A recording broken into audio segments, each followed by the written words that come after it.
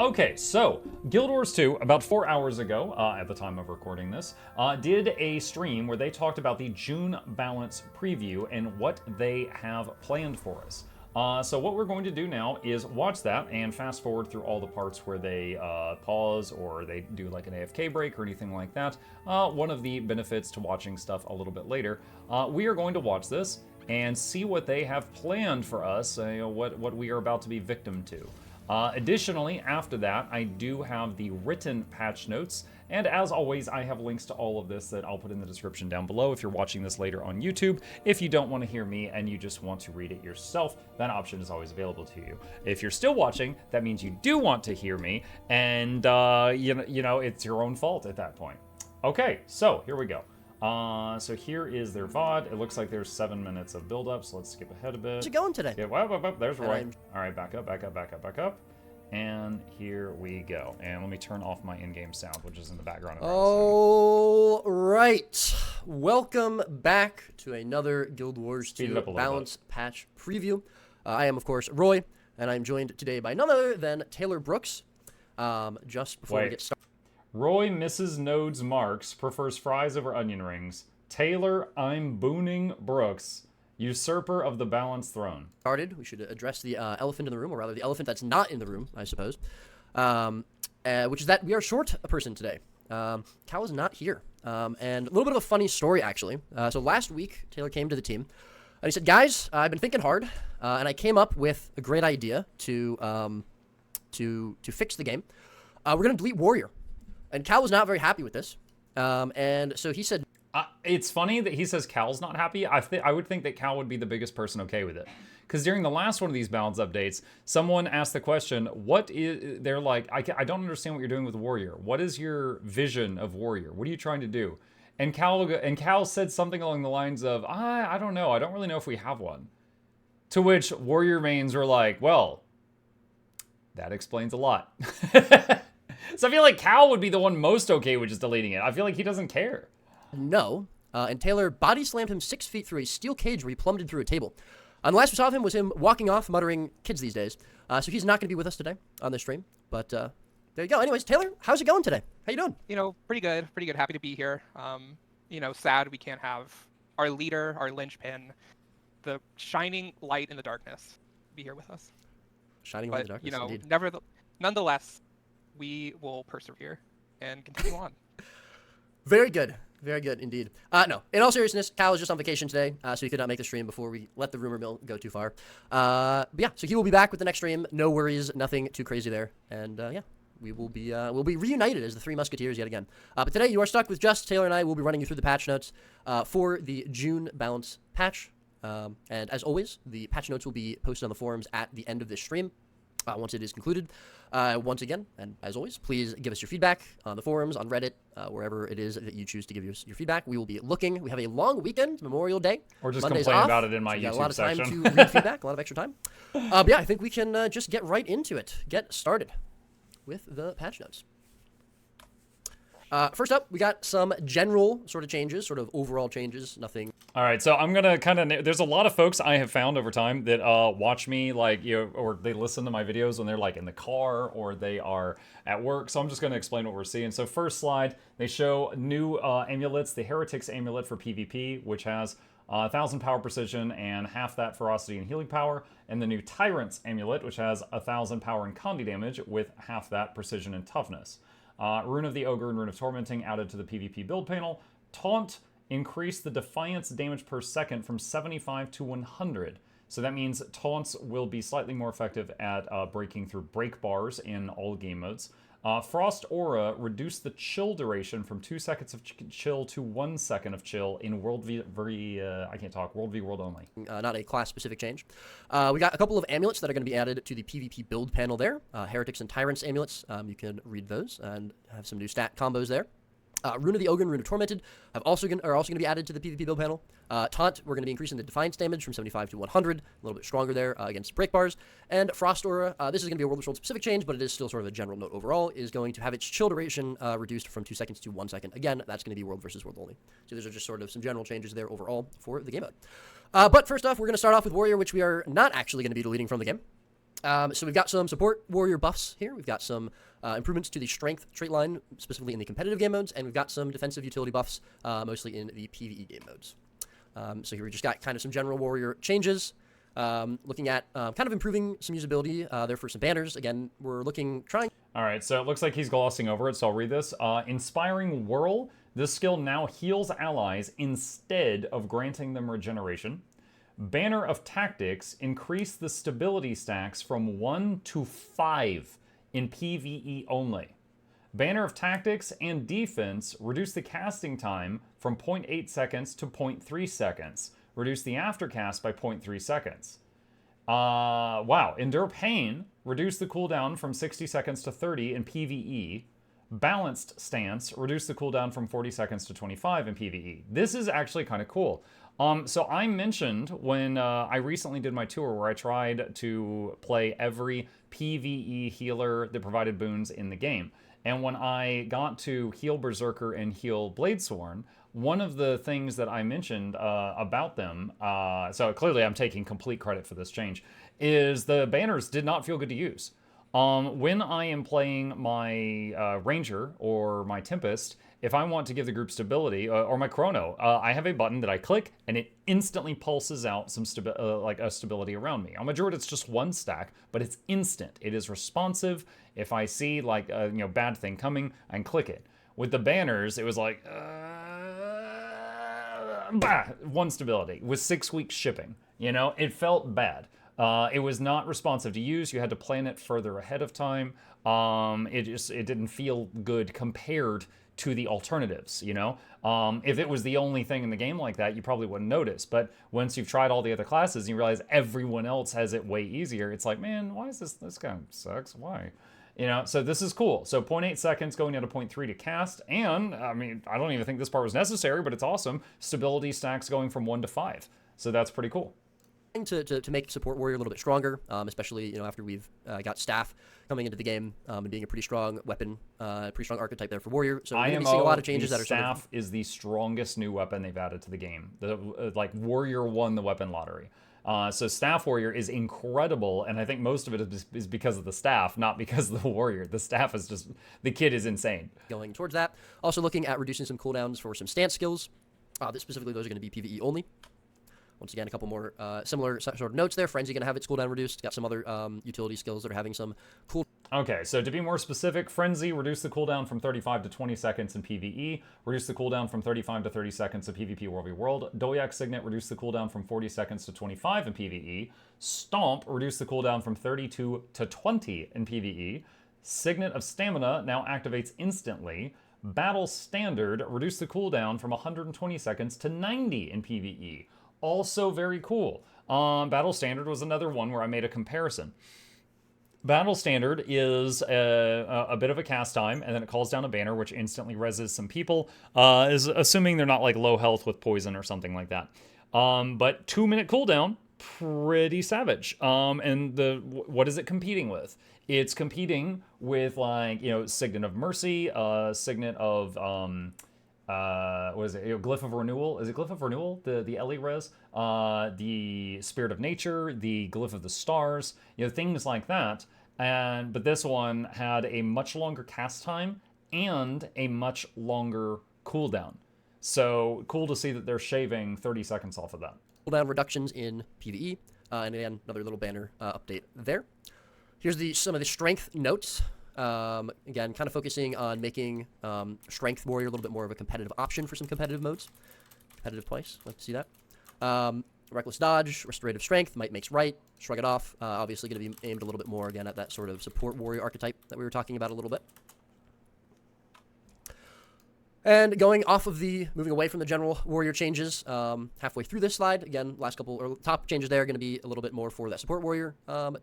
Okay, so reading it out loud, Martial Cadence now also recharges Soldier's Focus when you swap weapons, and causes Soldier's Focus to remove a condition from nearby allies. That's pretty cool. Reduces the quickness duration from 3 seconds to 2 seconds in PvP, and from 3 seconds to 1.5 seconds in World v World. So the main thing that a support warrior was using to remove condies from allies was Shake It Off, And this is cool because it offers another way of them cleansing conditions that doesn't require a utility slot on the bar. Heightened Focus now also grants the user increased outgoing healing for a duration when striking an enemy with a burst skill based on adrenaline spent. Sight Beyond Sight, this skill now also removes 3 non-damaging conditions from the user. And Featherfoot Grace reduced the resistance and super speed duration from 5 seconds to 4 in PvP. Reduce cooldown from 25 seconds in PvP in World v World. Sorry, reduce cooldown to 25 seconds in PvP World v World. And from 30 seconds down to 20 in PvE. Side, big change here. Martial Cadence is going to be recharging soldiers' focus on weapon swaps. And also going to be causing it to remove conditions from allies. We're going to be reducing the quickness duration down a little bit in the competitive modes, though. Obviously, just as we're buffing this trade up pretty significantly, we're going to be reducing some of that quickness duration, that quickness application. And then Heightened Focus in the discipline line is going to be getting a little bit more value there for some support trait line or support warriors there. And then we look at the Spellbreaker trait improvements. We're just kind of looking at some of the meditation skills, trying to get them a little bit stronger, get a little bit more usability for those. And Thief, that's going to be it for Warrior. So, Taylor, if you want to talk about some of the Thief changes. It's funny because I'm watching this recorded after, so I can pause it and stuff like that. But the live chat is screaming, slow down, Rip Warrior, wait, what's going on? Roy is on quickness, slow down. Because apparently he was going through this much faster than they wanted. So Thief, first Thief slide reads, Venom's usability improvements, PvE sword buffs, and defensive utility skill buffs. Big Back says, found you through your Steam vids, good and helpful content, man. Oh, that's awesome. Thank you. I usually when people find me, they say it's from my YouTube. It's nice to know some people are finding those useful. Appreciate that. Changes we've got going on? Yeah, so Steam vids. Yeah, on Steam, you can, I can show you real quick here. If you go to a group on Steam, you can go there. So like if I go to the last spell and I go to the community hub and I go to videos, you can find videos that people connect there. My review for various games I've done is on the Steam page. So whenever it is related to it, I try to put that there. So there's a handful of games I've played where I made some content for that I put it on there. That's what he's talking about. Thief, we're taking a look at Venoms as far as their usability goes when you're in a group, because Venoms are pretty good right now on their own, but the problem starts when you have multiple Thieves in a group. Right now, they only stack to the amount that one use gives. And so if you have multiple that are using on the same cooldown timer, it gets really awkward, you drop damage, and it feels bad. So we're going to try and address that. As well, we have some other buffs to things in PvE that, aren't really that great right now and could use some help. All right. So this first page is just a bunch of sword buffs in PvE. We're going to be realistic and know that these are they're not going to make like sword any like meta DPS weapon or anything, but it should feel a lot better to use in open world and be an option for the people that really want to use sword.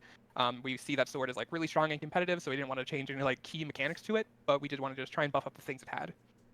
So Crippling Strike power coefficient slightly increased in PvE. Tactical Strike, Malicious Tactical Strike increased power coefficient from 1.3 to 2.0 in PvE. Increased daze duration while behind the enemy from 2 seconds to 3 in PvE. Flanking Strike, power coefficient slightly increased in PvE. Larcenous Strike reduced the initiative cost from 2 to 1 in PvE and increased the power coefficient from 1.6 to 2.17 in PvE. Pistol Whip increased power coefficient from 0.37 to 0.74, so like double in PvE, and increased flurry power coefficient from 0.79 to 1.0 in PvE. God, I'm having PTSD right now. When I started playing this game, one of the most popular Thief builds in PvP was them just porting behind you and spamming Pistol Whip. All right.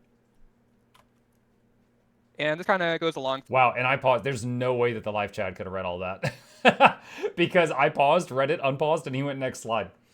So next slide is Unload. Increased power coefficient from 0.4 to 0.45, so barely.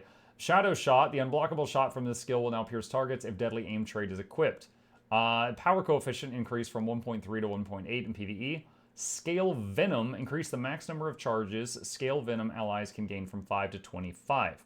Allies cannot have more than 5 charges of Scale Venom from the same source at any one time. So the reason for that is if you've got a group of 5 thieves that are all running poisons, they won't interfere with each other. They could all use them at the same time and not override each other. Same thing with some of the pistol skills. Load not really buffs. Loving it. Yeah. not really as great as it could be, so we're kind of bumping it up a bit. Obviously, not expecting this to be a huge change, but why not? Could be better. And Scale Venom is the first Venom change you see. They're all going to follow the same pattern, basically, where they're getting their stack cap increase so that you can play Venoms in a group of other Thieves and not feel bad about it. Yeah, and so this is just going to be the first Venom we're seeing. We just couldn't fit them all on the same page because there's a lot of Venoms. And so sort of similar changes there for the rest of them, which we'll be showing here. Take a quick look. Also, I apologize for zooming. Okay, so the next slide reads Spider Venom. Increase max number of charges of Spider Venom. Okay, so I'm just going to summarize here. All the Venoms, Spider Venom, Skelk, Ice Drake, Devourer, can stack up to 25 now. The Spider Venom one has one additional line that says you cannot grant yourself more than 6 stacks at any one time unless Leeching Venoms is also equipped. Zooming through the Warrior changes a little bit quickly there. I just didn't want to make Taylor too angry by staying on Warrior for too long, but we'll take a little bit of a breather. We'll slow down a little bit. I'm just very excited. I'm pumped up this morning. That's my bad. We'll slow things down for the rest of it. We'll have a nice comfy stream for the rest of it. He feels the weight of having to cover for Cal. That's making it, him a bit basically. anxious. I do get anxious when Cal's not around. It's true. It's known. Someone, Groxton, and Big Back, thank you for the subs. I really appreciate that. Next line, Thief. Okay, I'm just going to summarize this. Hide in Shadows, Infiltrator, Signet, and Roll for Initiative each got a few seconds shorter cooldown in PvE. Shadow Refuge reduced the cooldown by almost half in PvE. Shadow Portal increased the number of uses from 5 to 10 in PvE. Moving off of the Venoms, got some mostly just cooldown. That means you could have a Thief porting the entire raid on Twin Largos if you're doing Portal Strat, which previously I don't think they for a lot of utility skills. Yep, so a big theme you're going to be seeing during this patch slot in Warrior, seeing it here, you're going to see for the other professions, is we took a pretty decent pass on a lot of the defensive cooldowns for PvE and tried to normalize their cooldowns to about the 25-20 second range, depending on what they are. Because a lot of skills had really high cooldowns for PvE, kind of due to back when the game, all the modes were combined in their balance, and they had to have higher cooldowns for the competitive modes. Now that it's fully split, don't really need that, and so we did a bigger pass to try and, if you take one defensive utility, it should feel pretty good. In open world and even environments that you just want your build to be more survivable, and you can drop some damage if you're usually greeting for 3 offensive utilities. Now you can take some defense, and it'll be pretty efficient for that one slot. And then at the bottom here we see Shadow Portal. It's getting its uses increased from 5 to 10. 10 being a whole squad, or in PvE contest, yay. 5 was kind of bad if you can only do half your squad, when a Mesmer and Scourge can do everyone. So now you can do everyone. So yeah. More Thieves, more often. What's not to love? This is all Any big change you're waiting to hear about? I am hoping they removed the Snot Cloud from the Untamed Staff Ambush and the Untamed F3 so that you do not blind your group and make them play worse. I am hoping that Thieves stop stealthing their teammates. I'm hoping that Spectre no longer has to swap targets rapidly between an ally and an enemy to play properly. There's a few things I could wish upon a cloud for. Alright, so next slide says Dagger Storm, reduce cooldown from 90 to 60 in PvE. Pumping Up, increase the might stacks from 1 to 3 in PvE. Escapist Fortitude, increase base healing from 400 to 680 in PvE. Increase the healing coefficient from a little to a little more in PvE. Unhindered Combatant, reduce the duration of the exhaustion buff to 0.1 seconds for all conditions in PvE only. Kind of the same, increasing for PvE some defensive options. You see Acrobatics line, some Daredevil defensive options getting buffed. So nothing big there. Well, but we are buffing Pumping Up, and that's pretty important to call Pumping out. Up. Because That's pretty good. Who doesn't love Pumping Up? Am I right? Deadeye and Spectre Slide. Neil, reduced initiative cost from 2 to 1 in PvE. Shadow Sap, increased the splash effectiveness of boon duration to allies from 50% to 75% in PvE. Well of Silence, reduced the cooldown from 30 to 25 seconds in PvE. Get pumped. Yeah, I got some Deadeye Spectre changes there. A little bit of a nice bump there for Neil in PvE. And then Shadow Sap, again, going to be a little bit, or not really a little bit, going to be 50% stronger now in terms of its splash effectiveness in PvE. And Well of Silence going to be having its cooldown reduced as well for PvE. All right, moving on to Revenant. That's going to wrap it up for Thief. Okay, so Revenant reads Power Renegade buffs and PvP Herald improvements on the first slide. Big bag, thank you, buddy. We got some Power Renegade buffs. We obviously had a pretty big change to Renegade Roy. in the last major patch with the collar rework. We're looking at just kind of getting some Power Renegade buffs in general, as we still haven't really seen it fall into favor anywhere. Did he And say then we're looking Cyclops? at making Herald Did it hurt your feelings? a little bit stronger, specifically in PvP. It's sort of fallen by the wayside a little bit. Not, bad or anything, but definitely getting overshadowed by some of the other Revenant specializations like Vindicator and just other classes in general that sort of match its playstyle. So, not a lot of core. All right, Rev Stuff says Vicious Reprisal, increase might duration from 8 seconds to 10 in PvE, and from 6 seconds to 10 seconds in competitives. Charged Miss, increase energy gain from 10 to 15 in PvP. Roiling Mist, increase bonus crit chance from 10 to 20 in PvP. Shining Aspects, increase base healing from 5 to 33 in all game modes. Increase the base healing to 533 in all game modes. Reinforced Potency, increase the damage bonus per boon from 1 to 1.5% in PvP. Revenant specific things. So we are going to. Lava, I don't know what you're spamming my chat about, but if you want to ban, that's fine. All right, see ya. We're just starting off with Herald changes on this first page as well. But here you can see some of these changes that we're making to try and make Herald a little bit stronger in PvP. And again, these are going to be PvP focused changes, except for Shiny Aspects, which is going to be in all game modes, having its base healing increased. As well as Vicious Reprisal going to be going up a little bit there in World vs. World and PvP. Again, some Renegade buffs. Yeah, the big thing is that Revenant's performing pretty well everywhere in PvE, so not a lot for it there. As far as a class whole, and then as far as it goes in competitive modes, we're focusing on Herald. You saw that we're increasing the effectiveness of a lot of the Invocation Grandmasters. They were nerfed down a lot, and Song of the Mist was really the only option people took, so we're trying to make the other Grandmasters more appealing. We're being pretty careful with Charge Mist buffs. We've seen that, when you give energy to Revenants, really interesting things can happen. So trying to keep the buff small. Same thing with Vicious Reprisal. Retribution isn't really taking much, so we're giving it a very small buff to see if people are interested in taking it. But, going hard on the buffs, we're being pretty wary of what a bunker rev could become with it. Yeah, absolutely. Moving on to the Renegade specific changes.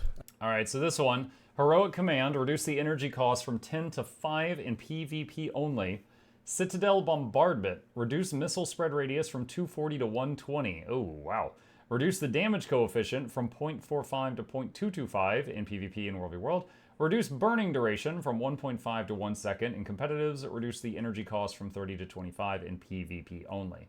So pretty substantial decrease to everything it does. Concentrated bombardment. Well, yeah, it's a smaller radius, but they also halved the damage. So it kind of offsets the whole concentration part of it. Ice Razor's Ire, reduce the energy cost from 20 to 15 in PvP. And Soul Cleave Summit, increase the base healing when summoning another Warband member from 700 to 900. In PvP War. Oh, true. Yeah. Okay, so yeah, I missed that. So reducing the missile spread of the bombardment is in all game modes, but then the nerfs to the damage are only in competitive mode. So in PvE, I guess it would be concentrated. Again, just trying to give a little bit more power to Power Renegade. So we're going to be bumping up some of the numbers there. Obviously, Soul Cleave Summit not going to be a necessarily power-specific change, but the base healing going to be going up. Pardon me. Energy cost going to be going down for Ice Razor's Ire for PvP only. Citadel Bombardment going to be getting just a little bit better usability and some better damage numbers there as well.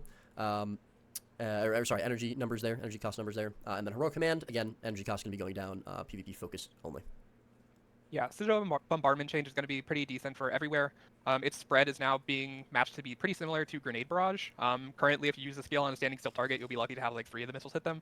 But now with this spread, basically all of them will hit it. Like if you use it on a standing golem, you get pretty much all of them. That's why the damage reduced so much in competitive modes. We didn't touch it in PvE because, some of the hitboxes can get so big, they're hitting all of it anyways, but this should make the skill a lot more consistent. And so we'll be keeping our eye on it, but hopefully it feels a lot better to use. Absolutely. A couple more Renegade-specific changes here. All right, so All for One, increase the prot duration from 2 to 3 in PvP. This trait now grants increased damage to the Rev when a legendary Renegade skill is used. This trait will now only trigger while in combat. Brutal Momentum, increase the base crit chance from 10 to 15% in PvP. Vindication, this trait no longer grants might when gaining Kalos Fervor, and instead causes the user to heal for a percentage of their outgoing damage for each stack of Kalos Fervor. Yeah, so the bigger one for PvE is All for One is becoming a power damage trait, basically. It's going to give you a damage bonus buff for a bit of time when you use a Renegade skill. So the idea is that you want to be swapping through your Renegade and your Shiro or whatever your other stance is going to be, and try and keep that up, try and get a bit more sustained damage. We know that Renegade's burst is pretty decent, as well as the Citadel Bombardment will also help it. So we wanted this to be more of a sustained damage trait to help it outside of Fractals, where we know that's like the one place it's played. And also Vindication, we're changing its bonus. It kind of had to get gutted out of existence for PvP, where it was like giving you might for each Call of Fervor, and Call of Fervor just like falls off of trees, so it's like 25 might perma, and so we had to nerf it, and now it was useless, so I'm making it something that's not useless. It's going to give you some outgoing lifesteal, basically. So if you want a more sustaining trait, then this is one you take. So, yeah. There we go. All right, moving on to Taylor's favorite class. Certainly his favorite green class, anyway. So Ranger slide, first one, reads underutilized skill improvements and shortbow and longbow updates. Was Ranger. So we're looking at some skills that we're not really seeing a lot of use in any really game modes across the whole game. Trying to buff some of those up. We're also looking at some weapons that we don't see getting quite as much use across the game either, specifically Torch. shortbow and longbow having a couple of updates, a couple of buffs there. When he says weapons that we're not seeing across like any game mode, and he says longbow, I mean, World v World and PvP, longbow, I mean, it's a sniper rifle. It always is. Like, I don't think there's ever been a patch where it hasn't been viable somewhere. In PvE, it's not great right now. You can use it, and I know this because I just recently did tests on Power Quickness Untamed, where I tried with maces, with axes, with hammer, with greatsword, with swords, with bow, with longbow, I mean, and longbow was the lowest. It was like, I was able to get 22k with that when I was getting like 29 with hammer or axes. So it's certainly not a great option in PvE, but PvP World v World, just because of the absurd range, it's always decent. There. Yep. The bows were falling behind. Maybe I don't know what I'm flavor talking fail. about. Okay, so first slide reads Poison Volley, which is the shortbow 2, I believe. Reduce the cooldown from 8 seconds to 6 in competitives. Crippling Shot, that's shortbow 4. The bleeding inflicted by your pet will now use the ranger's condition damage and condition duration. I didn't know that it wasn't. Oh my god. Concussion Shot, that's the shortbow 5. Reduce the cooldown from 25 seconds to 20. Long Range Shot, which is longbow 1. Increase the power coefficient from between 0.9 and 1.1 to between 1.1 and 1.25. It does more damage the farther you are. That's why there's multiple numbers there. Rapid Fire, everyone knows what that is. Increase the total power coefficient from 3.75 to 4.5, so slight increase on that. Well, unacceptable, so we need to buff them. So we're seeing shortbow is being tweaked a bit more towards competitive. It's not really ever seen, never seen use, but compared to the other condition options, it really isn't competitive. And so we're trying to buff it up there. For PvE, the one that might be interesting is Crippling Shot that bleeds inflicted by your pet, now that use your condition damage. So its use on like an Untamed or a Druid will be the same as if you're a Soul Beast. And we're also seeing Long Range Shot and Rapid Fire be increased in their damage to be more sustained damage. The only time people really used Longbow in like instance PvE content was like a precast or to set up their burst with Barrage. So now hopefully the damage from it just sustain-wise should be pretty decent. Absolutely. A couple of the utility skills you mentioned, getting some usability improvements. Signet of Renewal, reduce the cooldown from 35 seconds to 20 in PvE. I actually pulled Signet of Renewal out the other day in the new Fractal for the first time. Signet of Renewal, when you activate it, it pulls 13 conditions. Essentially every condition in the game from 5 allies within 600 range of the pet, it pulls those all to the pet. Now, I jokingly call this Signet of PETA because usually your pet dies 2 seconds later from all the conditions it just absorbed. However, it was good on that new Fractal fight where the boss can corrupt all your boons. So suddenly everyone in the party is feared and crippled and slowed and has every condition in the game. And this one button basically cures, 13 times 5, what is that, 65 conditions in the worst scenario. So that's cool that it's getting a shorter cooldown so you could possibly use it more often. It's useful to pet swap right after you use it so the pet doesn't explode. Signet of Stone, reduce cooldown from 80 seconds to 30 in PvE. Reduce the duration from 6 seconds to 4 in PvE. Going back to Renewal for a second, it's not a bug, but there is a design choice with it that I wish that they would tweak. Signet of Renewal doesn't have a range check. For example, going into the game for a second, if I target this Jadebot, you see the little red line under some of my skills? That means I'm not in range of it. I am in range of those. But if I back up, look, that just got a red line. And if I back up further, see that just got a red line, the charge, but now it goes away. This is a range check. Signet of Renewal will fail. It will not work on you if you are not within range of your pet. So it's an emergency condition cleanse that can not work if you're 1 foot out of range of your pet, but it doesn't have a range check. So, and nothing feels worse than hitting that button that would have saved your life. It doesn't cure the condition. Maybe it was fear, maybe it was just 30 dots, whatever. And it doesn't work because your pet's a hair out of range of you, and then you die. And it's on cooldown because it did go off. It's the only condition cleanse in the game that is conditional like that I know of. But it's not...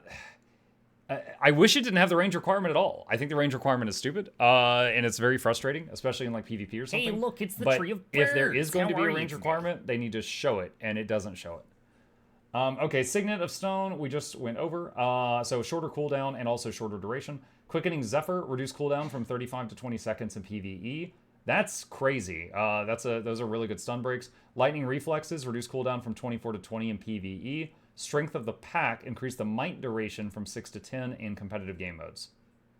Or not really usability improvements, but just some buffs. Again, kind of focusing on some skills that we don't really see being taken a lot. Most of these are going to be PvE only. Strength of the Pack getting a little bit of a bump up there for its might duration in World vs. World and PvP. Mostly just to try and give Rangers a little bit more options of supporting allies with might, or potentially just booting themselves up there. Some might generation for any of the builds that we're seeing pop up in World vs. World and PvP. And then this slide, Lead the Winds is getting a mini rework where it's going to change how it gives you the boons. Before, it would only give you the boons if you strike a target beyond 1200 range, which is really... Okay, so real quick here. Spirit of Nature, reduce cooldown from 120 seconds to 90. That is the AoE res that base Ranger has. Not to be confused with Glyph of the Stars, which is Druid only. So it looks like they're giving this the exact same treatment that they did with the Warrior Banner. So they're shaving 30 seconds off the AoE res. Lead the Winds. This trait no longer grants boons when striking a target at long range. Now grants boons when using point-blank shot. So point-blank shot is the arrow that knocks you back. If you've ever PvP'd against a ranger, they usually use that to knock you down, then immediately use rapid fire on you. So in the past, the Lead the Winds trait would give you a few seconds of quickness and some other buffs when you shot at someone that was really far away. So they're changing how it works. The Juvenile Ether Hunter, that's the thing that looks like a shark, but it's swimming through the land. It was one of the new pets in Soto. When it first came out, it was bugged and kind of unusable for like a month or two, where if you swapped from another pet to the Ether Hunter, it was non-responsive for like 3 to 5 seconds. It would not listen to anything, it wouldn't attack anything, it just sat there and watched you die. But they did fix that eventually, and now they're changing the following.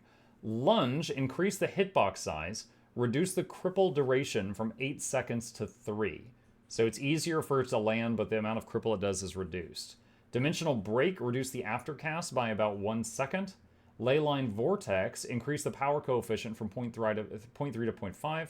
Lunge on Soul Beast, so when you're merged with it, reduce the power coefficient from 1.2 to 1. And Leyline Vortex on Soul Beast, increase the number of hits from 4 to 8. Reduce the number of torment stacks per hit from 2 to 1. Reduce the power coefficient per hit from 0.6 to 0.35. So the hits are a little bit weaker, but you do 8 of them instead of 4. So if one misses, you're less penalized now. Really rare in a lot of cases, and it felt inconsistent. So now it gives you quickness and swiftness when you use point-blank shot, which feels a lot better. You can combo point-blank shot into rapid fire or barrage or channels, so you have quickness for them. So maybe this trait sees use. It has a lot of competition with the other 2 slots, but if you want to be a bow ranger, then hopefully this feels better.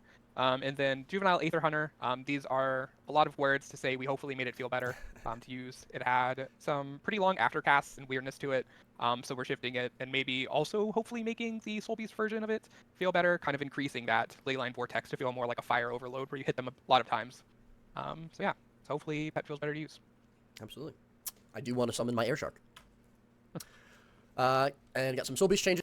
All right, so Soul Beast specific changes. Prelude Lash. This is when you merge with with some of your pets. It's one of the abilities you get that pulls in nearby enemies and immobilizes them for a moment, often used to set up combos.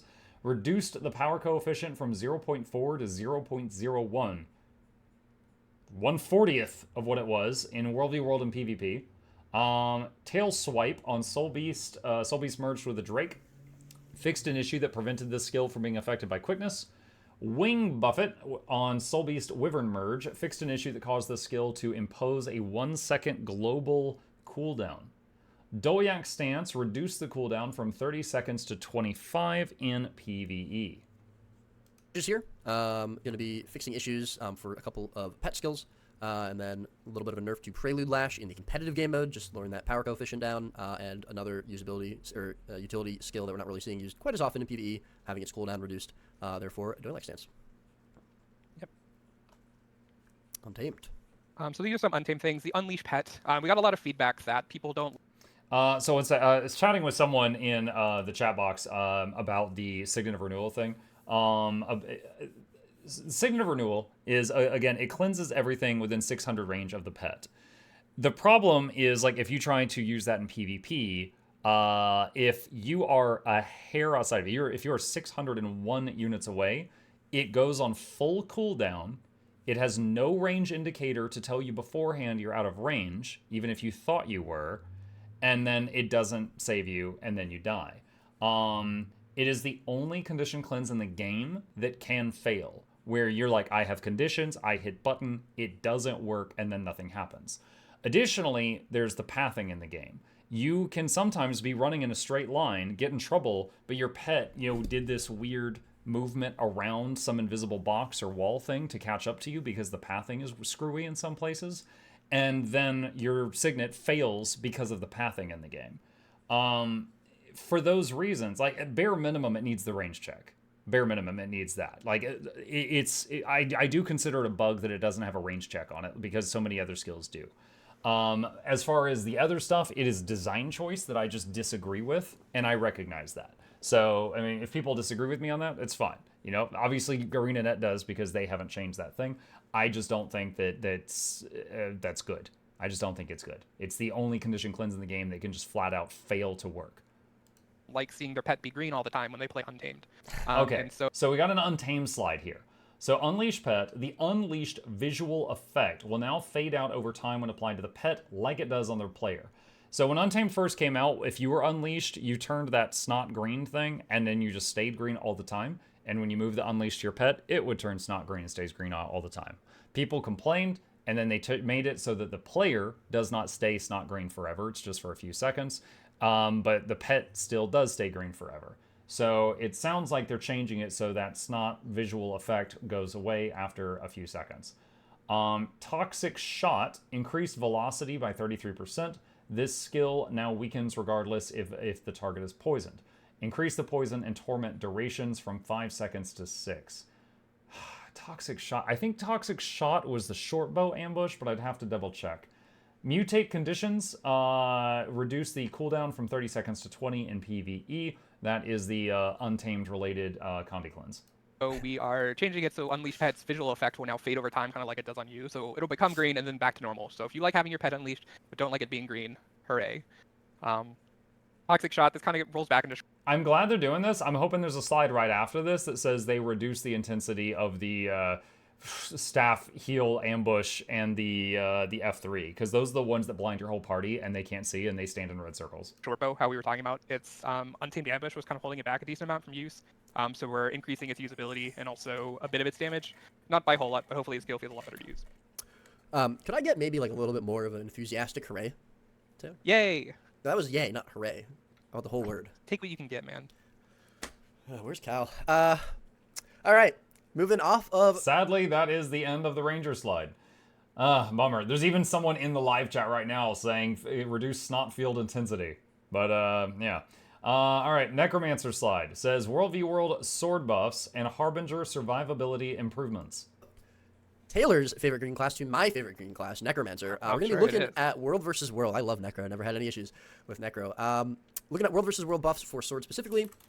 We've, touched it a little bit since, the initial launch of the sword for Necro, but we're still not really seeing it have the success that we want it to in World versus World. So we're going to be hopefully bumping it up to a place where it's going to be a little bit more competitive with things like Scepter, things like Axe, depending on what sort of build you're playing. And then we're also looking at some survivability improvements for Harbinger in this patch as well. But here... Okay, so next Necro slide, Feast of Corruption. Increase the number of boons corrupted from 1 to 2 in PvP. Increase the cooldown from 10 seconds to 12 in PvP. Satiate, increase the power coefficient from 0.6 to 0.9 in World v World. Path of Gluttony, this skill now corrupts a boon on target struck. Gorge reduces the number of boons corrupted from 2 to 1 in PvE and PvP. And Gormandize, increase the power coefficient from 0.6 to 1.0 in World v World only. Here, of course, we've got some of these sword skills. Gormandize, what a great name that skill is. Glad to see that one return. Wonder who named it. Wonder who named it. So that's just going to have its power coefficient going up. And then we're going to be changing how the leap skill, the 3 skill, Path of Gluttony works a little bit. So it's the initial hit is now going to corrupt a boon instead of having to wait for that flip over, the second charge of that leap to get the boon removal. So you have a little bit more boon removal up front. Again, hopefully to try to make that a little bit more competitive with things like Axe 3, which is already going to be corrupting boons on hit there. And then, of course, lowering the number of boons to reflect that for PvE and PvP, where it's going to be matching the number that already was there for World versus World. So getting some more boon rip up front for players, especially in World versus World, is going to be pretty important. That's obviously something that Necromancer plays around a lot, and so we're going to be hopefully seeing that feel a lot better. And then, of course, power coefficient up for Satiate in World versus World. Feast of Corruption is going to have a little bit of a buff for PvP as well. Just getting Scepter hopefully feeling a little bit better for some Necro builds in PvP. So boons up from boons corrupted up from 1 to 2, and of course the cooldown is going to be going up a little bit alongside that as well, since it'll be a lot stronger.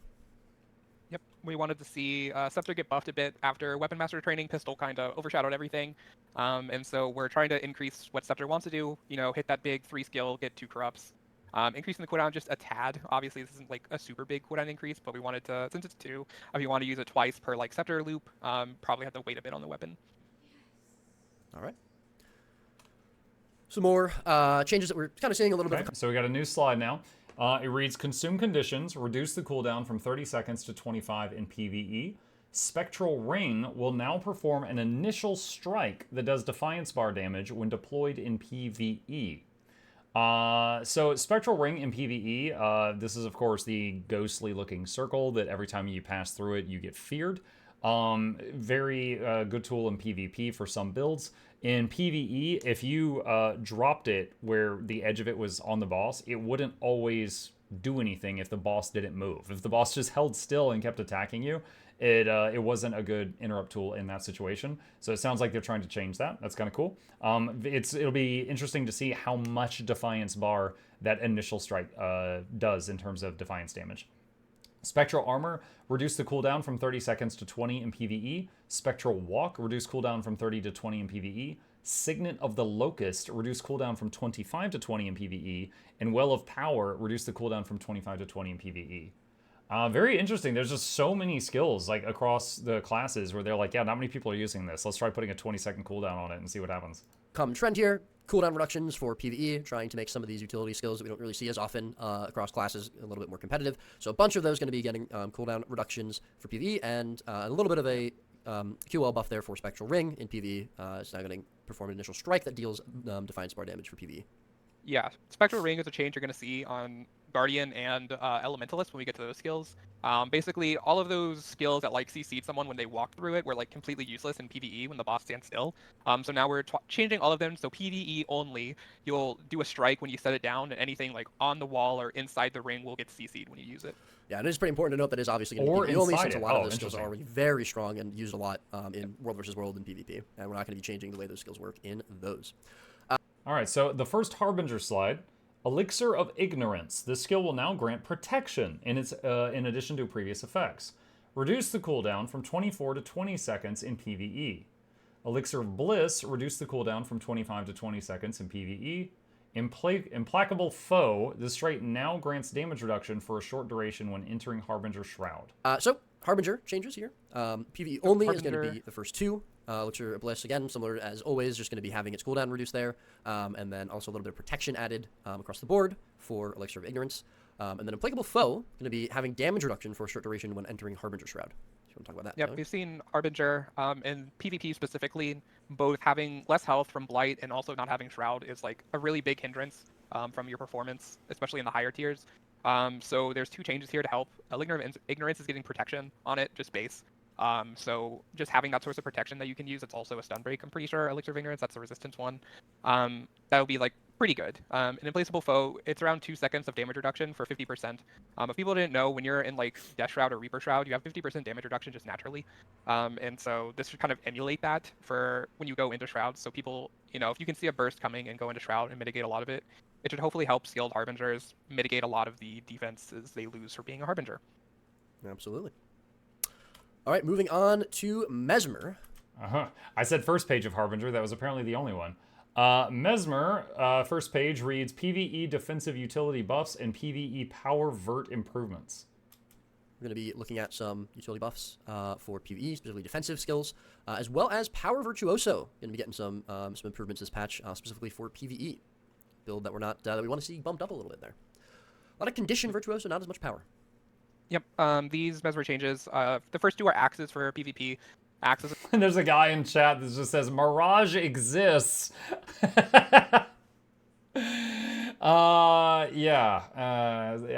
does. Mesmer, imaginary axes. Increase the torment duration from 4 seconds to 8 in PvP and World v World. Lingering thoughts. Reduce the ammunition recharge time from 10 seconds to 8 in PvP and World v World. Phantasmal Berserker fixed an issue where the initial strike of this skill did not count as a blade for trait purposes. Ether Feast. This skill will now also remove one condition, plus an additional condition for each active clone. Decoy. Reduce the cooldown from 40 seconds to 20 in PvE only.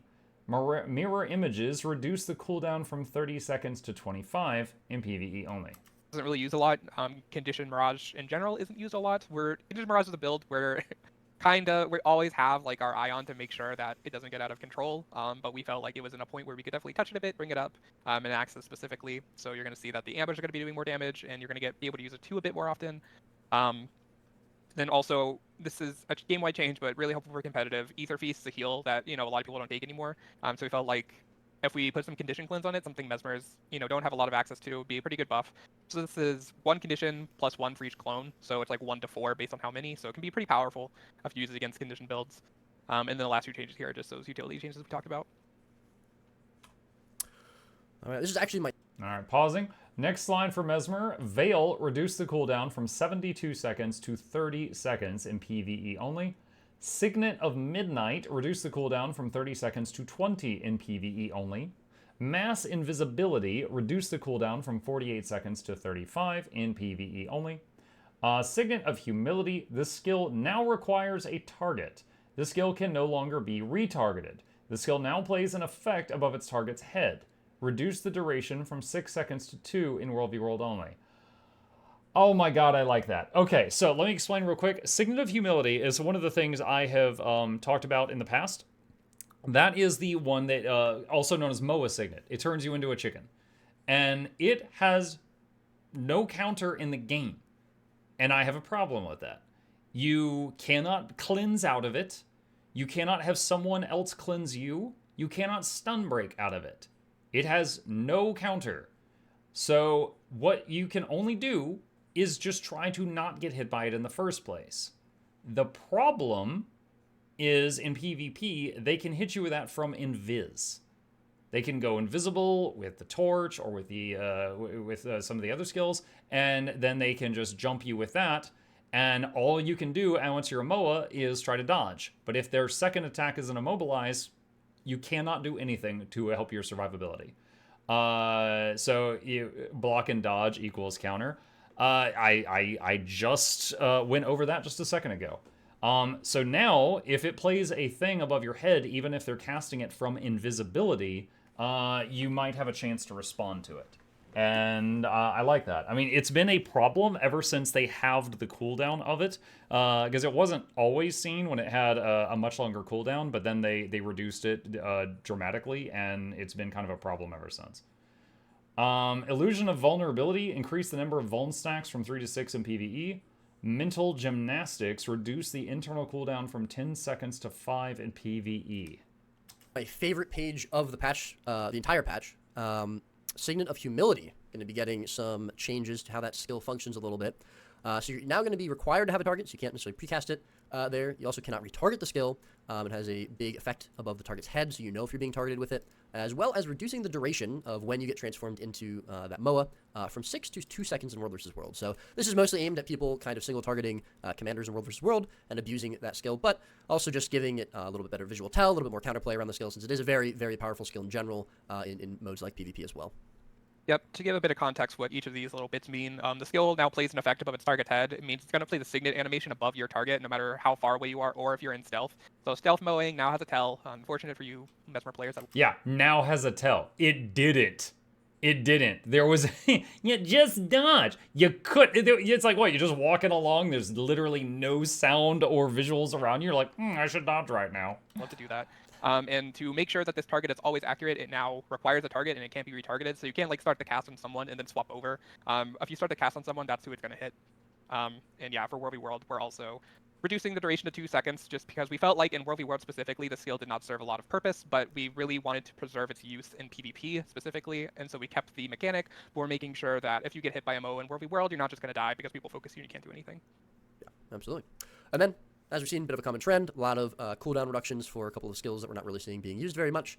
Massive Viz, Signal of Midnight, Veil, Mental Gymnastics, as well as number of Vuln stacks going up for Illusion of Vulnerability from 3 to 6, so doubling that there for PvE. All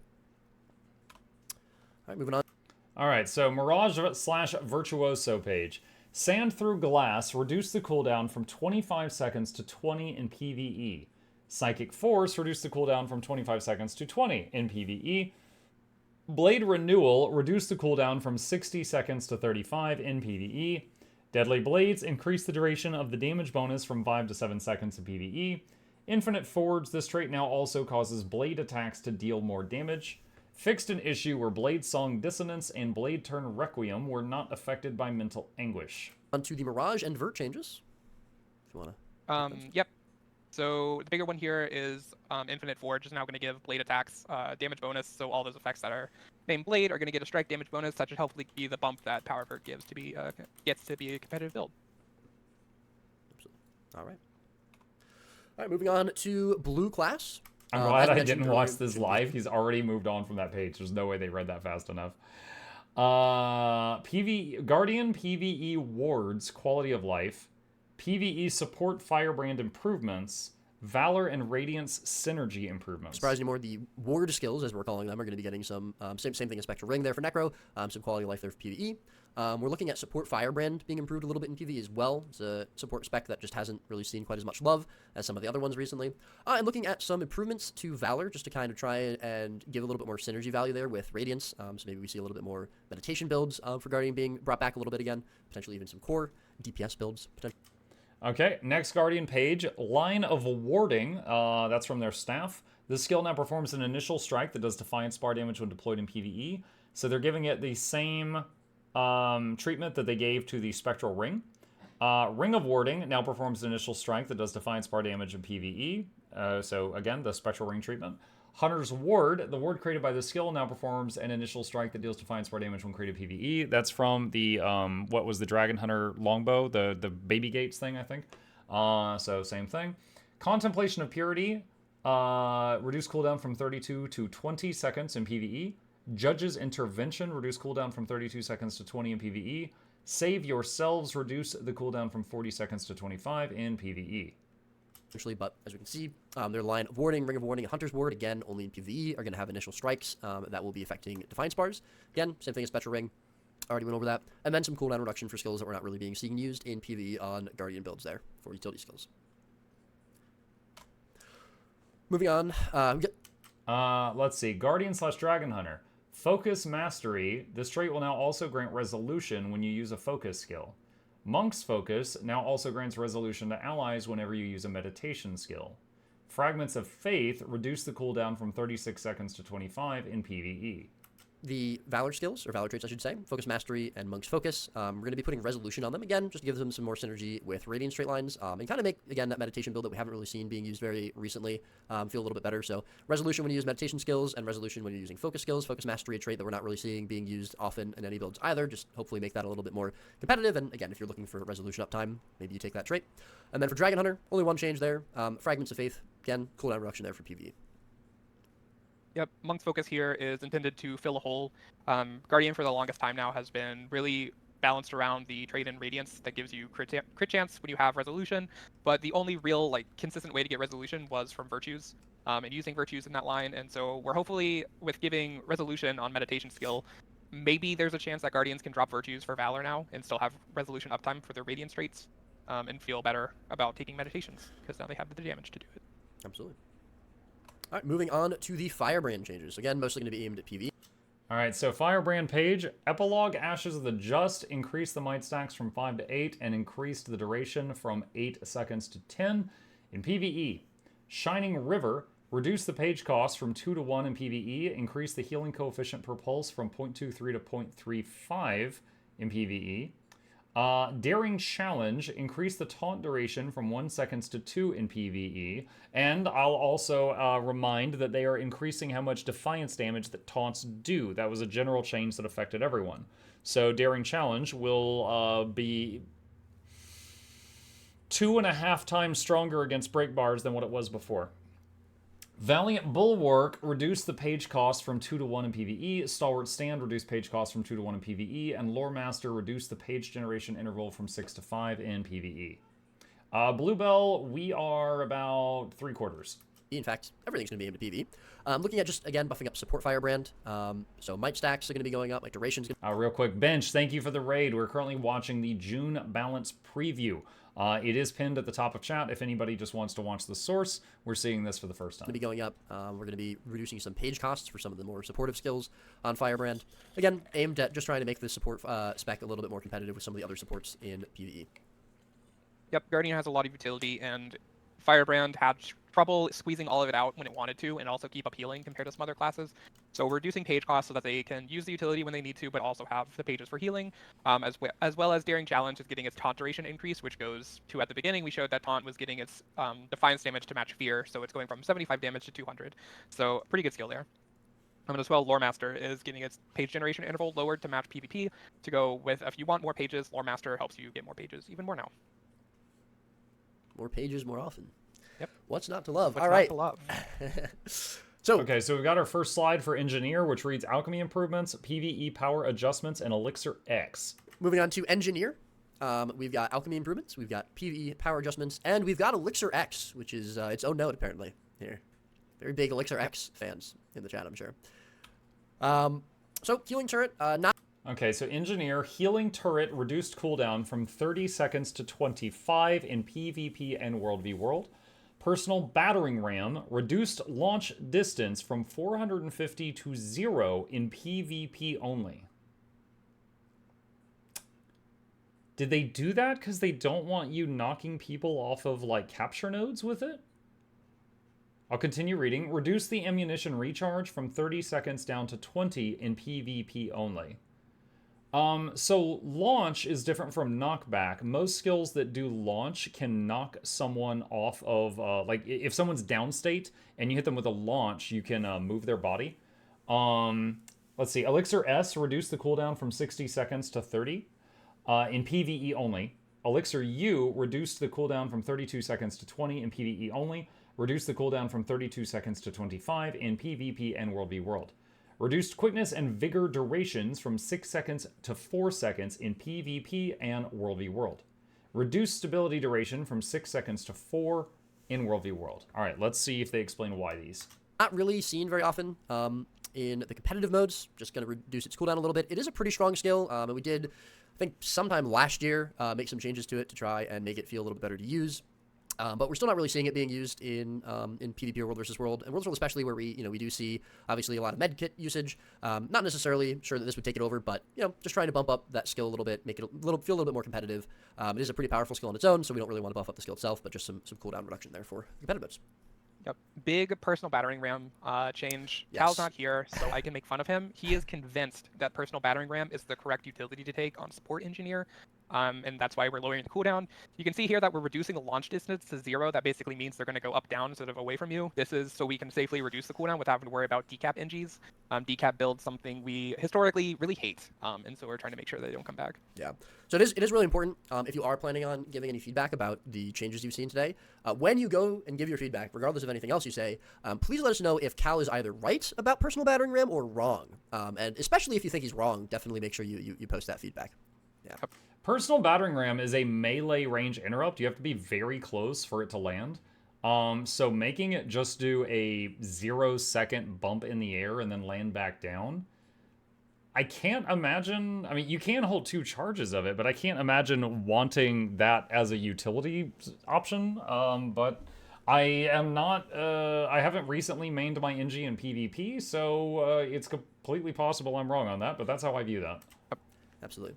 I got some cooldown reduction there for Elixir S as well as for Elixir U. Some cooldown reduction as well for Elixir U in the competitive mode, just going to be having a little bit less of that cooldown reduction. And then we've got some of the boon durations to reflect that reduced in PvP and World versus World. Obviously, stability being a little bit more important in World versus World specifically, you're going to have that duration going down in that mode only. Yep. More utility skill changes here, as well as some tool belt skills. Toolkit skills. All right, so cooldown reduction there for this page reads, utility goggles reduce the cooldown from 24 seconds down to 20 in PvE. Detection pulse now also inflicts vulnerability on enemies. Super speed from Slick Shoes tool belt skill reduce the cooldown from 25 seconds to 20 in PvE only. Pry bar increase the power coefficient from 2.0 to 2.5 in PvE only. Pry bar is one of the skills in the toolkit. You pull out a crowbar and smack someone across the head, and it does a bunch of power damage and confusion. Throw wrench increase the cooldown from 17 seconds to 20 in PvE only. Increase power coefficient per hit from 1.0 to 1.5 in PvE only. I think throw wrench like boomerangs back to you so it can hit multiple times. Magnet is the pull in the engineer's toolkit.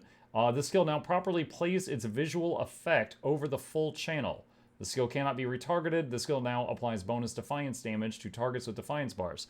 So it can be used as a stronger CC in PvE, and I guess in PvP or World v World, there's more of a tell to see when someone's using Magnet on you.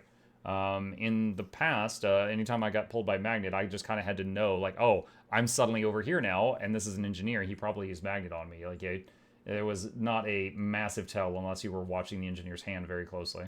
For utility, utility goggles, detection pulse is now going to inflict vulnerability on enemies. This is obviously a skill that doesn't really do much in PvE specifically, and so it's a little harder to take utility goggles. It has a very niche use, well, not necessarily niche use, but it has some use in some of the more competitive modes if you're playing against players who can utilize stealth, and so we do see it used sometimes there, but we're not really seeing it used in PvE. So now maybe inflicting vulnerability will allow you to feel a little bit better about taking utility goggles, especially with the cooldown reduction, as it is a pretty strong skill just in general. And then again, some toolkit buffs. Yep, toolkit hopefully pretty good. Magnet is getting a similar treatment to MOA, just because it had the same kind of problems that MOA did in World v World. That this is a long-range CC and can really be used to pull people out of position. It didn't have a great tell, so now we're playing the full visual effect over its channel, and then it also can't be retargeted. But to also buff it in PvE, because it's CC, it was a pretty long cast for pretty bad CC, so it's going to do some bonus defiance damage. So hopefully Toolkit is looking pretty good as a kit. Have a pretty big hit from Pry Bar, Throw Wrench also pretty good, have a block on it, always great, and now Magnet gives you pretty good CC. So pretty well-rounded kit, I would say. Absolutely. All right. Okay, next slide. Freeze Grenade, increase power coefficient from per hit from 0.5 to 0.75 in PvE. Poison Grenade, reduce cooldown from 25 to 20 in PvE. Reduce the power coefficient per hit from 0.5 to 0.75 in PvE. Supply Crate, reduce the cooldown from 120 to 75 in PvE. That's pretty substantial. 55-second reduction in the Supply Crate PvE cooldown. I often see that, like, if people are using that, it's usually as a CC, because just dropping the crate is a big CC, and then the turrets are just kind of a bonus. So we'll see if it gets more use. Elixir X now also has a chance to turn you into a lich? What? I feel like Elixir X has been untouched for 10 years, and now it can turn you into a lich. Alright. Okay, the funny thing about Lich, which there have been some seasons where Lich has been like the meta pick in PvP, and the problem with it has always been that whether you're power or Condi, it hits like a truck. I don't know why, but even if you're Condi, the scaling on it, it hits you like a freaking truck. So that's kind of funny that it does that now. Compounding chemicals. This trait now also removes a condition from the user when they use an elixir skill. Emergency Elixir has been reworked and renamed to Boiling Point. Gain Fury when you gain Might, or at or above the threshold. So this is, of course, I think what is now going to be everyone's favorite page. Elixir X. Mine. Yeah, it certainly is. Elixir X is going to have a chance to transform the user into a Lich. So this is obviously going to be the skill that currently can transform you into either a Tornado or the Rampage form, Warriors Elite Rampage. So we're going to be now changing it to have basically a 1/3 chance to transform you into one of those two or a Lich. The idea being that, a lot of the times, especially in competitive modes or PvP, you... One of the guys in the VOD chat, says all 9 engineer players are stoked. Really be trying to get that Rampage. You wouldn't necessarily want to be getting the Tornado. So we are lowering the chance to get that a little bit, but we're also lowering the chance to get Tornado a little bit, and giving you a pretty strong utility skill, or a pretty strong, powerful skill in the form of Lich. Adds a little bit more flavor to the skill, adds a little bit potential more usability, changes up how maybe that skill can be used, and play it around a little bit. Just make it a little bit more fun and exciting, instead of just nerfing the skill, or rather nerfing the chance to get Tornado. I honestly, I would never desire to use that, because it would be unreliable. 1 in 3 Tornado, 1 in 3 Rampage, 1 in 3 Lich. Anytime you press the button, you just never know what you're going to get. It's kind of funny. I think players who main Orcs and Warhammer would love it. Just wog and just see what happens. Just because they love RNG, but it's tough to use that in serious content because it's unreliable. I mean, yeah, the biggest reason was like, why not? Why not? Yeah. Why not? Why not? Yeah, you also see on this page we're increasing grenades. If we're doing why not, I want them to just say muck it with this skill. Just say, we ballin'. And just every patch, add a new random thing that Elixir X can do. Next patch, there'll be a 1 in 4 chance you turn into a fire hydrant. Next chance, there's a 1 in 5 chance that you win whatever fight you're in. Just keep adding more things. Damage a bit in PvE. There was a bug fix to make it so kits are not supposed to proc Relic of the Firework in anywhere, and so we fixed that, and that made these skills not exactly worth using anymore. So we're trying to buff them up in compensation. It's kind of like a trade here. You'll see when we get onto Hollowsmith. We're hopefully not nerfing it that much, but shifting its power budget into Grenade and out of some other places. But if we move on down to the last 2 points here, we see that we're changing Alchemy a bit. Compounding Chemicals is getting a function that it used to have back. It used to cleanse conditions. It was removed. Now it's back. That's pretty big because in competitive we see that tools is pretty good at removing conditions, and that's a big part of NG is having that sustain there. And so by putting it in Alchemy, we're hopefully giving them some different ways that they can play Engineer. This also goes along with, you'll see Emergency Elixirs being reworked to Boiling Point, where you will gain Fury when you gain Might at or above the threshold. When you're playing Alchemy, you have a lot of Might, HGH, and everything. And so hopefully it should be a pretty consistent Fury access, which is another thing we saw in competitive. When you want to play like Grenade Alchemy as a common build, you really lack Fury because the Fury trait in Explosives competes with Grenades. And so hopefully having Fury access here should make it feel pretty good to go like Grenade Elixirs as you did before, and bring that build back, because that was one people enjoyed a lot. Absolutely. And here are the Hollowsmith changes that Taylor sort of just... Okay, so the notes for Hollow. Launch Wall reduced 100% heat damage bonus from 50... Wait. Reduced the 100% heat damage bonus from 50% to 35% in PvE only. And I'm just going to summarize this whole page. Laser Disc, Particle Accelerator, Launch Wall, and Blade Burst for Hollow all say that exact same line. Mentioned, where in compensation for buffing some of the other tools that Hollowsmith or Engineer can bring, we are lowering some of the damage bonuses from heat in PvE. Yep, 50%, pretty big number. A bit of an overshoot, so we're bringing it down to 35. But we're buffing grenades back, so deal. So deal. But obviously something we'll keep an eye on. As Taylor mentioned, we don't want to just completely nerf the build, nuke it out of existence, and that is certainly not what we're trying to do here. So if we do overshoot on some of the numbers, we will be keeping an eye on it and making sure that it is still a strong choice. But I believe that will bring us to our final class, Elementalist. All right, Elementalist first slide. PvE Scepter power updates, Dagger and Staff usability improvements, Tempest and Earth specialization improvements. If anyone was paying attention, we did kind of go opposite day. We went opposite alphabetical order.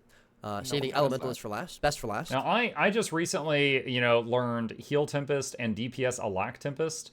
And in both of them, you kind of just go into Earth, overload Earth to provide boons, hit the other buttons, including notably the Warhorn 4, which extends boon duration, and then go out of it. I don't recall there being anything really difficult about that. So I'm very curious to see what they're going to do with that. Also, staff usability improvements. Every time I talk to people who play Ellie, they love staff, but they feel like they're not allowed to use it because it's not great. Like, the buttons make the brain make the happy juice, but the numbers are bad, so they feel like they're not allowed to use it in real content. So I would love, for the sake of gamer happiness, if they make it viable. Not OP, not busted, but if they could bring it up to some of the other stuff, that'd be great. Let's see what happens. Actually, the main reason we do this is just because Cal always wants us to do Elementalist first, and so this is a little bit of a protest there. While he's not here, he doesn't have control over us. So, looking at Elementalist, we've got some power updates for Scepter in PvE. We've got some usability improvements for Dagger and Staff, and we've got some specifically Tempest and Earth specialization improvements overall. All right, we can see the Tempest or the Scepter changes. Go ahead. These are the Scepter changes. When Okay, Scepter change. Flame Strike, increase the first power coefficient from 0.2 to 0.5, and the second hit power coefficient from 0.375 to 0.7 in PvE only, so it's going to hit a lot harder. Ice Shards, increase the power coefficient per hit by double in PvE. Water Trident, increase the power coefficient from 1.6 to 2 in PvE. Arc Lightning, increase the power coefficient per stage from 0.15/0.3. Okay, this is stupid. The first stage is about triple. The second stage is like 50% more damage, and the last stage is just a tiny bit more damage for Arc Lightning. So the early parts of it will hit harder. The last part, tiny bit harder.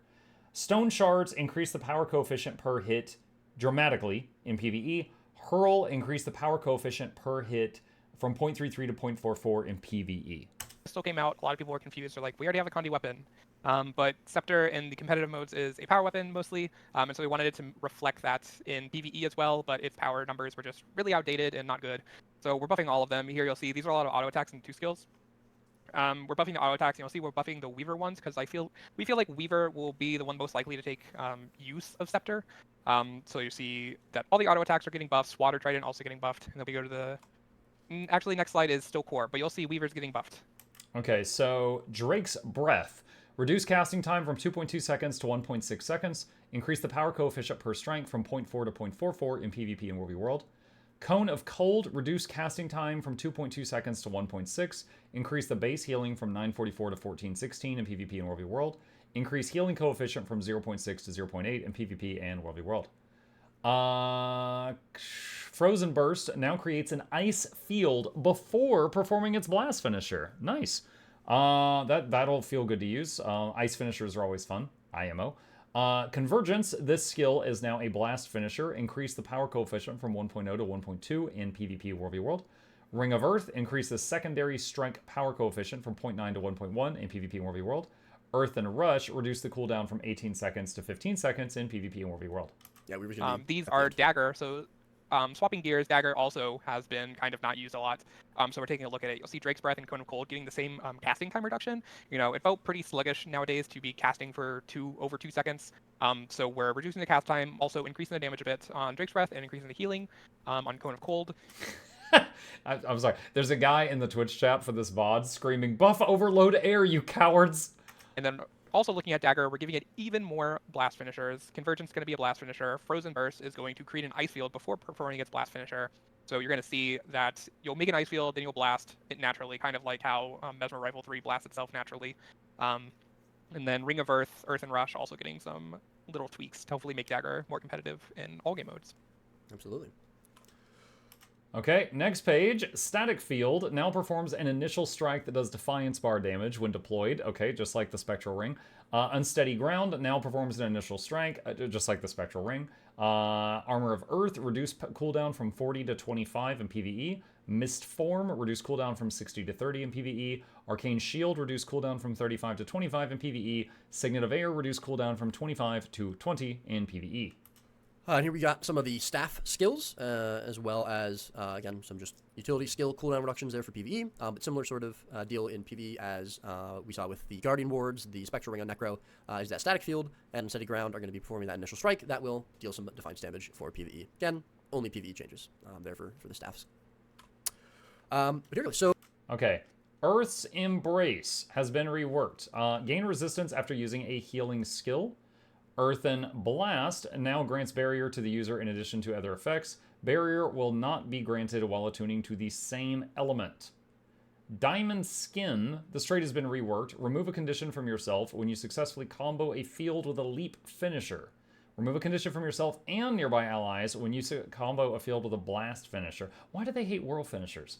There's so many traits this last little bit where they're it's like leap or blast, but they just no whirl.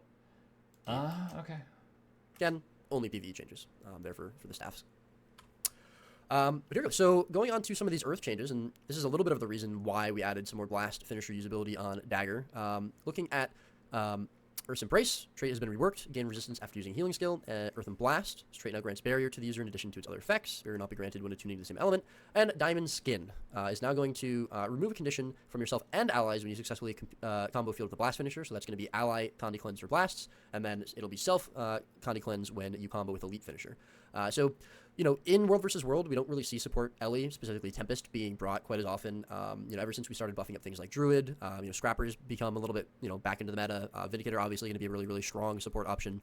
And so, you know, we don't want to just kind of buff the same things that Tempest were using previously. We want to try to give it a little bit more options. We want to try to see if going into Earth, you know, taking the things that Earth already gave you, as well as now what we're buffing here and changing with Earth, gives Elementalist, gives Tempest a little bit more options.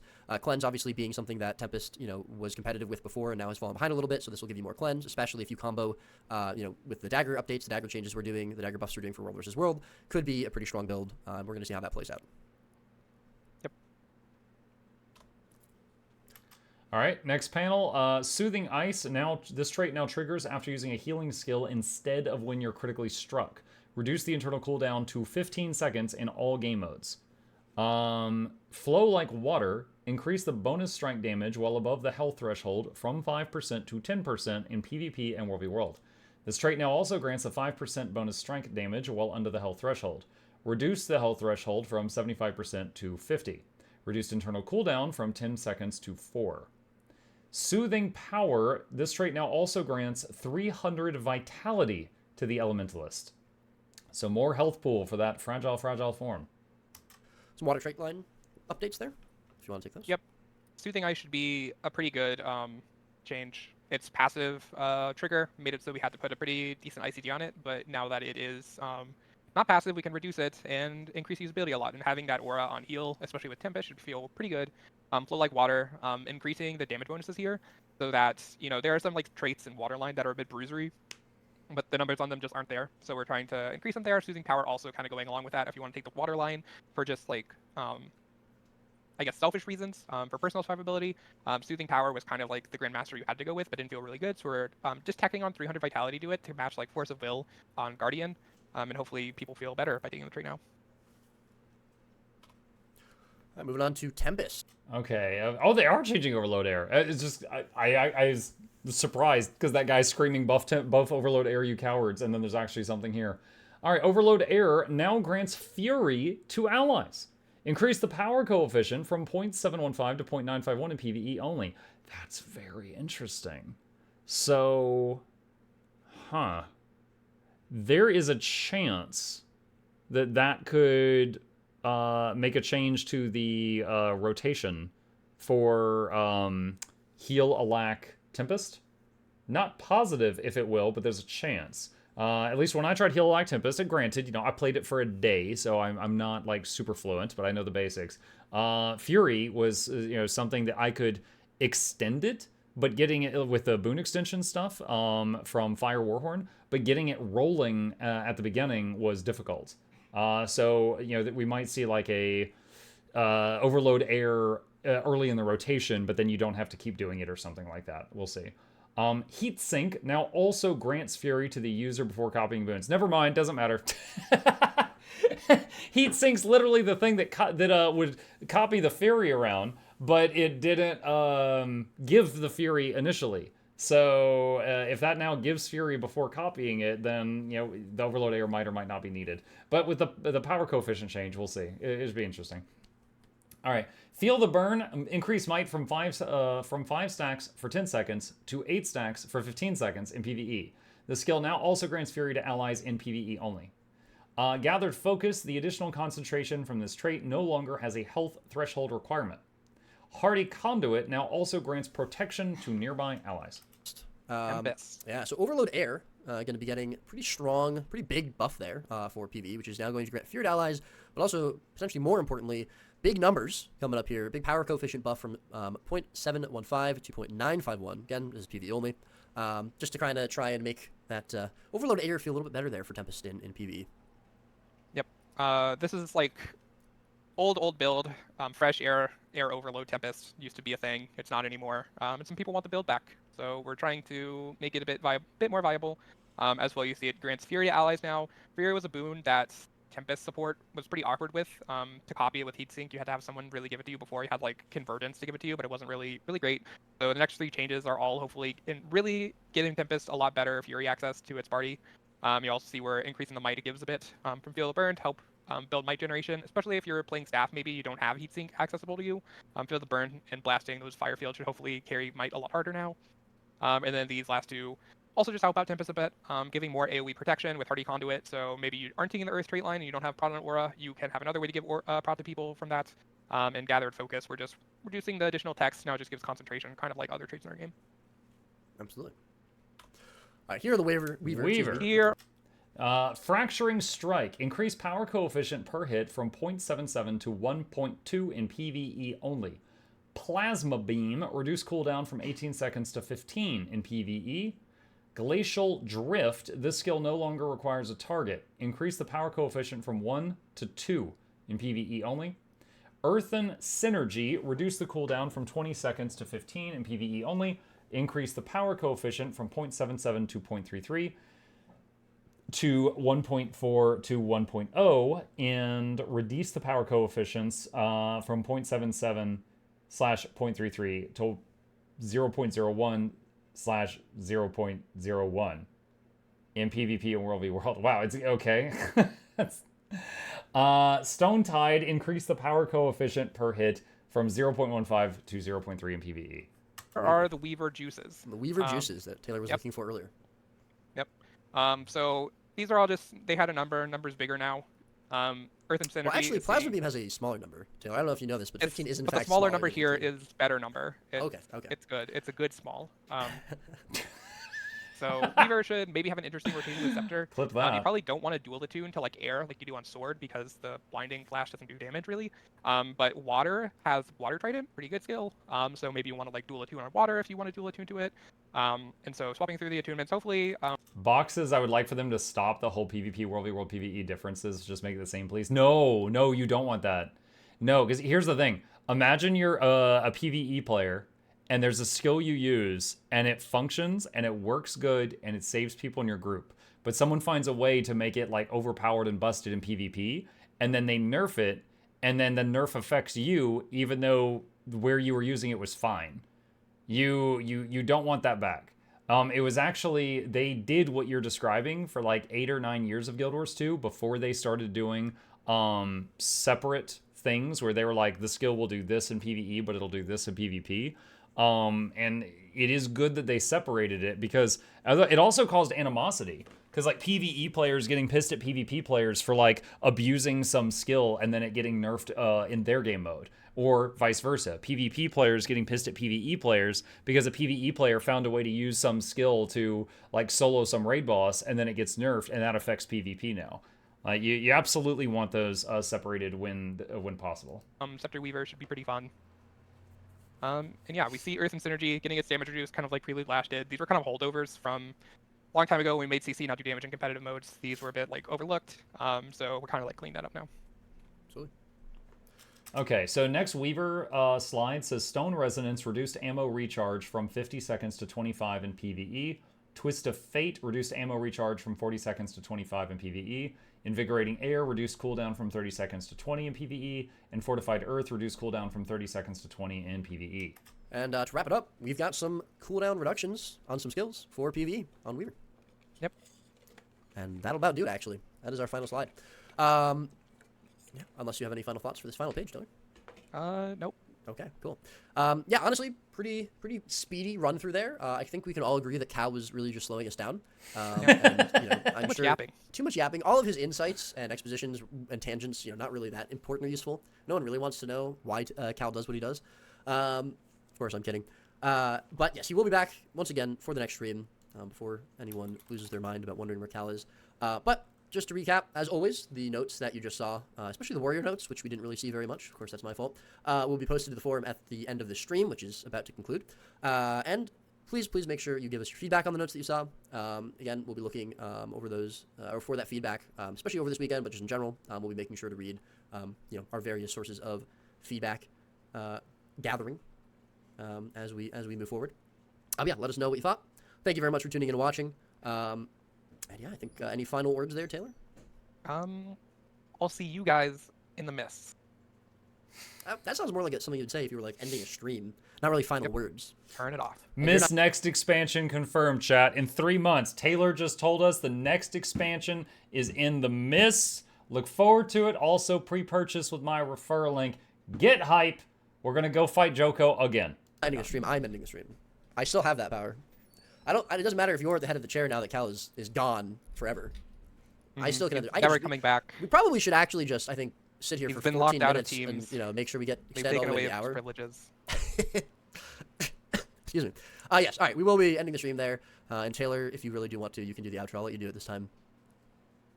Stay safe, gamers. We'll see you in the mists. All right, everyone. Until next time, I lied. We'll see you in the mists. Have a lovely day. Take care, everyone. Thank you for watching. Bye-bye. Okay, so that is that. Aside from that, let me see. Hold on a sec. I am going to just use this YouTube video to resize my player here back to what it was. I think that was it. Okay, and now go back to this page. Okay, this is the June 25th balance update preview page. This is a lot of words. If I read all these words, this would be like another hour of me reading, and then I'd have a sore throat. So what I'm going to do here is I am going to say that that is the end of the notes as they presented them, as well as the reasons that they say that they're doing what they are doing. And I have the specific stuff linked down below, that I'll have that linked down below if you would like to see that. What I am going to do right now is browse through here and just look at the stuff that is of peak interest to me. So first off, in general, they're adding the Heretic Amulet and the Tyrant. What is it doing? It jumped to the bottom of the page. Heretic and Tyrant Amulet to PvP. Rune of the Ogre and Rune of Tormenting added to the PvP build panel. Taunt Defiance bar damage increase for all classes. Frost Aura duration reduced in World v World. And then here's all the stuff that they said. Yeah, it's like, I think all of this, I'm just skimming this right now. All of this was in the cards that they showed. Okay. Let me go down to my main and see what they've got down here. What is the order of this stuff? Oh my goodness. Okay, so let's see. Poison Volley, Crippling Shot, Cut Shot, Long Range Shot, Rapid Fire, Citadel, Stuns, Opening Circle, Street the Pilot, Juvenile Ether Runner, Prelash, Unleash Press, Toxic Shot, Mutate Condition. Yeah, every single one of these things were in the slides that we just watched. So I don't know if there's anything in here that we did not just see, but as I'm skimming, everything in here I recognize as something we saw just a moment ago. I myself, a couple things that I really like. Warrior the Banners, getting the cast time significantly shortened. More stability on their stability banner. The Warrior AoE Elite Res and the Ranger AoE Elite Res for base Ranger, not Druid, are getting 30 seconds shaved off their cooldown. So it's like 1.5 minutes instead of 2 minutes. Lot of interesting stuff here. Also some stuff that doesn't seem like it's going to change much. So I'm curious how this is going to pan out. Also, a little saddened by a few things, like, you know, once again, they touch Signet of Renewal, but they have no mention of the range indicator not working. Untamed, they are fixing the how the pet looks with the green, but they're not fixing the number one most complained about thing with Untamed, which is the giant fart cloud and the staff ambush green layer that goes above red circle layer. Like, if you're in a group with an Untamed and there's red circles on the ground, the Untamed green goes above that, and you cannot see the red circles as well. So your teammates make more mistakes because you're there. Would very much, like, is artistically cool design. It just doesn't work within combat of the game. So I really, really wish that they would do something about that. Even if they just, took the opacity slider and just dramatically shifted it, even if you just make it just faintly visible or something. Just be Hyzen and solo. That would be the solution to it, yeah. All right, cool. Yeah, I think that's it. And again, I'll have links for all of this down below if you want to see it. I don't see anything new in here after a skim. But if you have any feedback on these changes, remember to post it on their forums. Because there's no promise that they're going to change anything. But if they do, it's because they'll be getting a lot of feedback on their forums. So that's where to post stuff. And yeah, we'll see you in the midst.